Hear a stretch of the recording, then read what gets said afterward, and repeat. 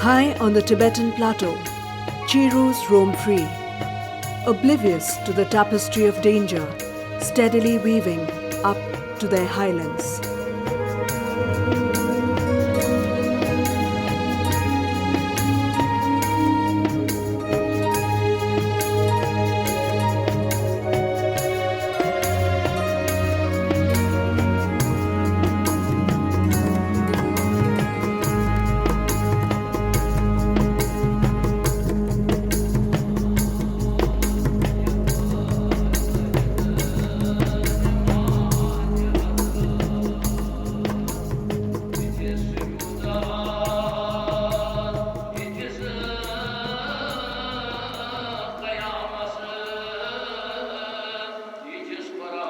Fayaz lives in Srinagar, Kashmir, India's northernmost frontier.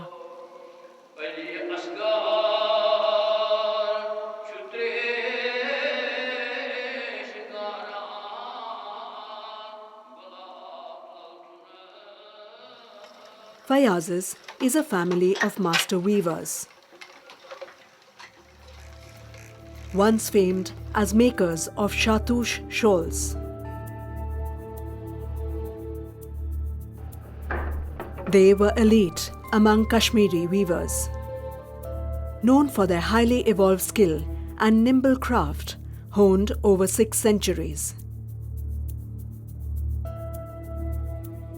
Though Shahtoosh is known to have travelled along the Silk Route between Central Asia and the Middle East, it was used mostly as warm lining in clothing.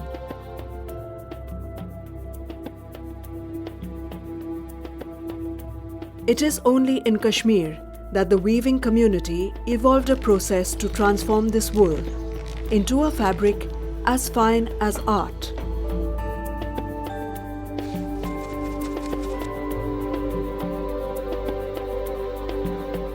Shahtoosh is Persian for the king of wool.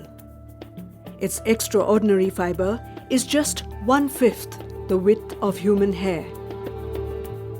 Shahtoosh shawls are among the finest in the world, celebrated for its delicate, feather-light crafting, softness, and incredible warmth. For several hundred years, these luxury shawls were sought by aristocrats and handed down generations as inheritance.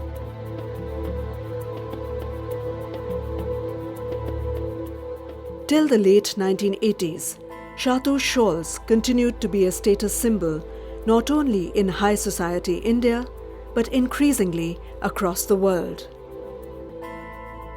Priced between $800 to $5,000 in India, these shawls have been known to fetch up to $17,600 in the international market. But where did this magic fibre come from? What was the real story?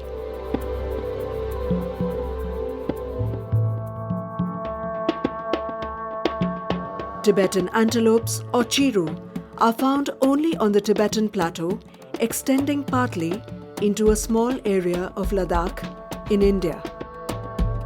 The average altitude here is about 4,500 meters, and winter temperatures can dip to -40 degrees centigrade. These animals, related to the sheep family, have a thick underfleece which helps them adapt to the extreme cold.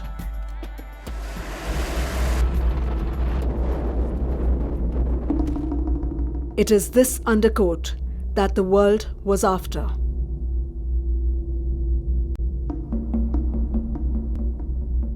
In the early 1990s, renowned wildlife biologist George Schaller confirmed the gruesome link between the fleece of the Chiru and this wonder yarn.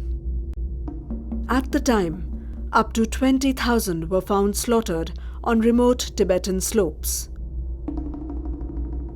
For every 150 grams of wool, 3 Chirus were killed. From 65,000 in the 1990s, the Chiru's survival was now precarious.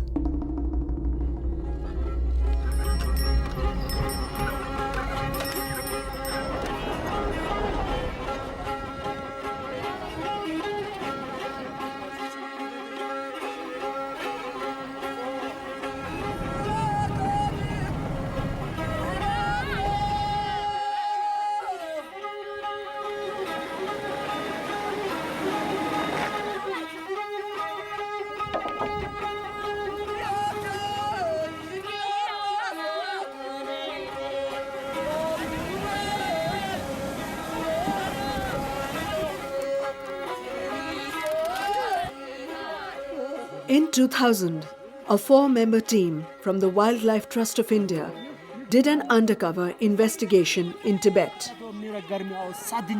Along the way, we started getting evidence of a very large-scale trade in Shahtoosh that was happening in Tibet and moving out of, say, places like Gertse, where we found huge caches of skins lying in people's backyards. Shahtoosh fleece was available for sale even for regular travelers. So when we moved into Taglakot, for example, we found a couple of traders there who were willing to send us, about 100 kgs a month or 200 kgs a month, maybe more than that if we wanted easily.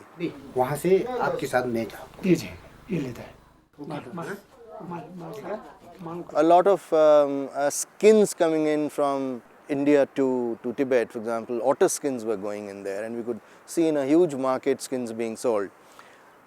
So there was a fairly close link, sort of an illegal trade link that was between the two countries that had been probably on for centuries.